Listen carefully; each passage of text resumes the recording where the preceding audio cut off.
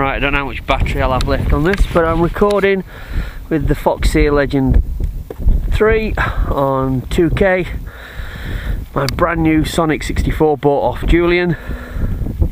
I've already done something on this, but I thought I'd have another flight. The last battery with it, it's an 1800 65 134S Nanotech. ESC's just chucked down there, and I've just thrown a receiver in it at the field.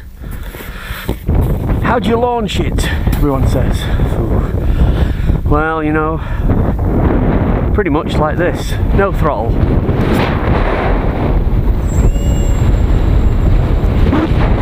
It is so gentle. I have no dual rates. I have no expo. It's on full rates. The only thing I've done is I gave it a little bit of reflex. No, reflux is what I've got. Give it a little bit of reflex.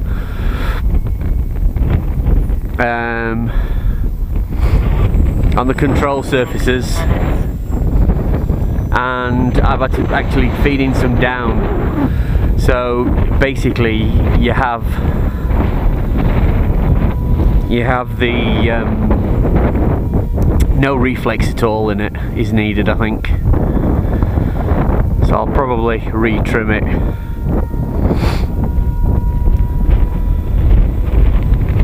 That's about half throttle on a 4S. So again, it's not massively overpowered. If you give it, it's on the stock ESC that comes with it. If you give it masses of masses of power and stuff, the ESC goes into sort of thermal shutdown and softens the power. But it's respectable, that's flat out. 5 minutes.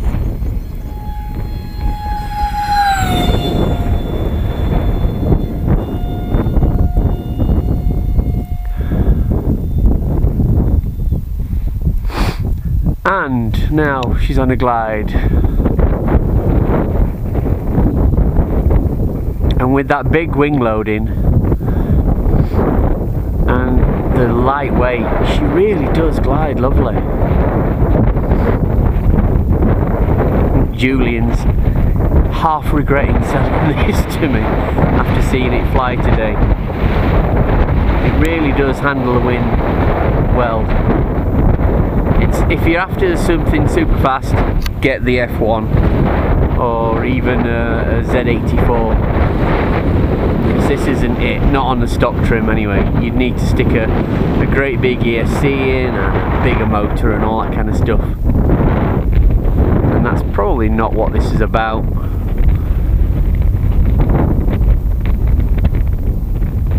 Still on a glide, by the way. Feeding in a little bit of throttle.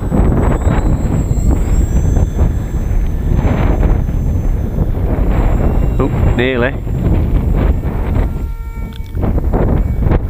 That's half, just under half actually.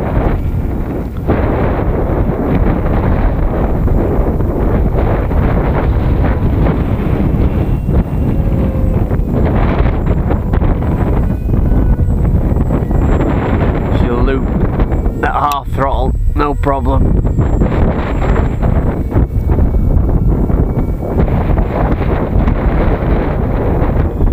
Penetrates the wind because she's really low and slippery, really narrow wing.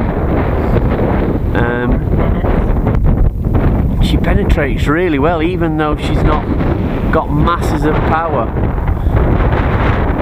I think it's pretty quiet as well.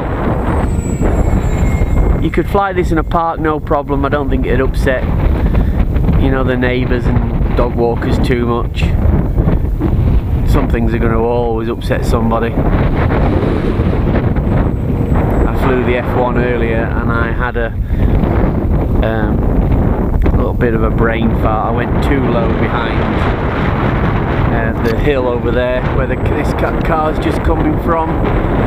It went RSSI low and I just lost signal for just a second, and then when I did get the signal back, I pulled up because I was pretty low. I was near the road, and there were people walking on the roadside, and it was pretty close apparently. They came over and had a word. I did apologise, it was my fault entirely. I hold my hands up, and it shook them up, and that was my fault. But it didn't hit them, so catastrophe averted. But it is a pusher. It wasn't this one, obviously. Because it did have a prop. That one hitting him. I wouldn't want it to hit anyone with anything. It's not going to do that massive damage.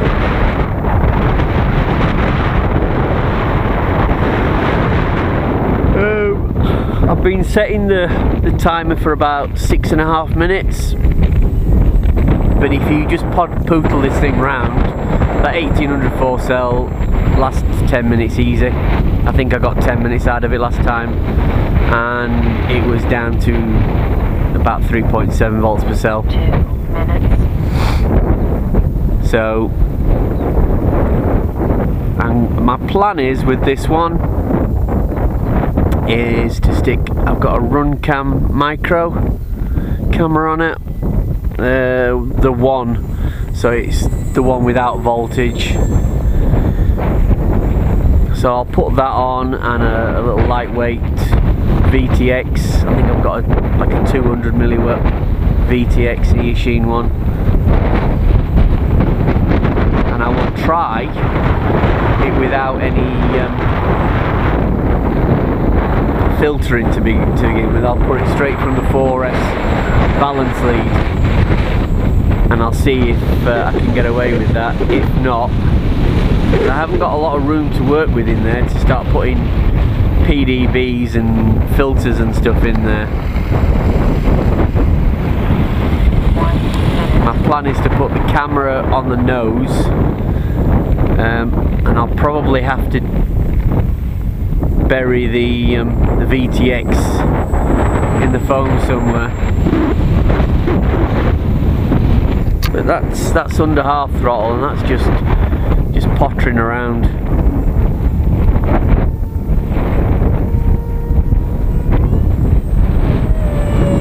Now, did you hear that then? 30 seconds.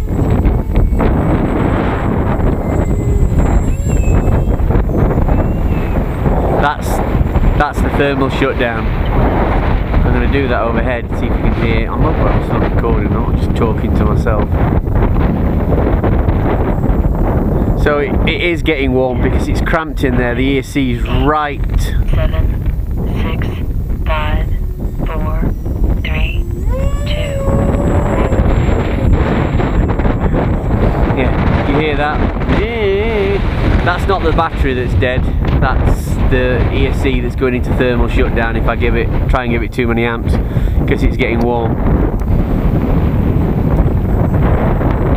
So ideally I need to replace that.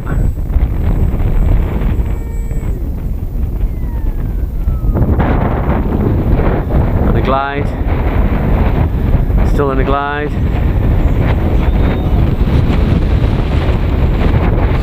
You just have to be aware with anyone that's not flown an EDF before, the EDF needs time to spool up, for the fan to spool up before you get any kind of kick. It's not like a prop where you get instant thrust.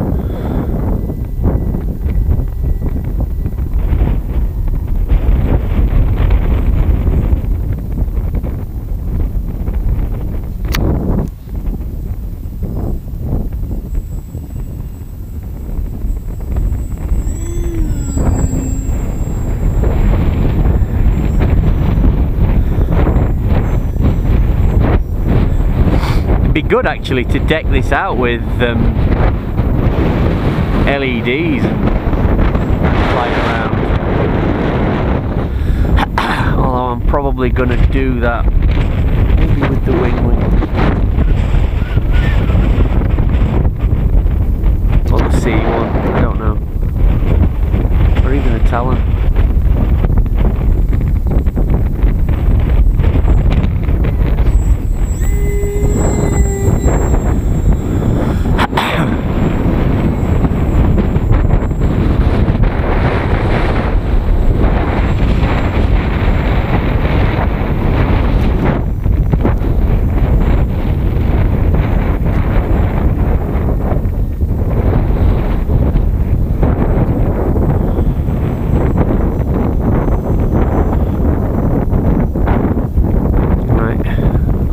I'm still recording. I'll bring it in for a landing.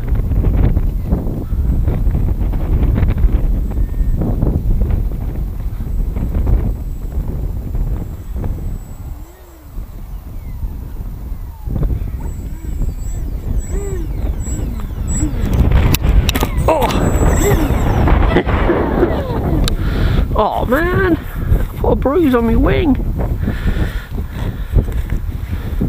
So yeah, it's hot, the stock ESC, because obviously there's not masses of ventilation in there. No, there ain't. There's bugger all ventilation really. There's plenty to get it out, but not really to get it in. Whether that would be better on top, I'm not entirely sure, but it's not. I don't know what it is. I believe it's a 40 amp PSC. Obviously, it's a non-branded one. I'm still recording. You know, the Legend battery is far superior to the Legend 3. It's removable battery is far superior to the Legend 1. I charged it up last night. It's gone flat overnight. I can only pretty much use that now in something that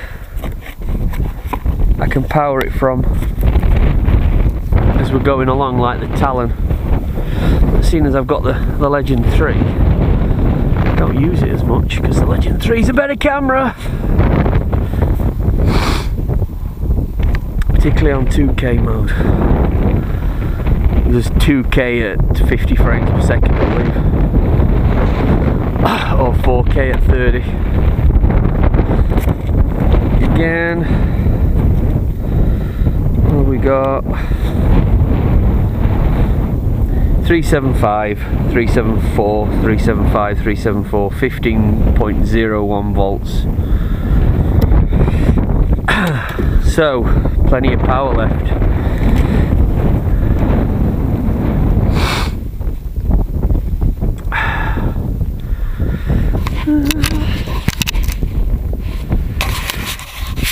Anyway, I think we'll leave it that there for now.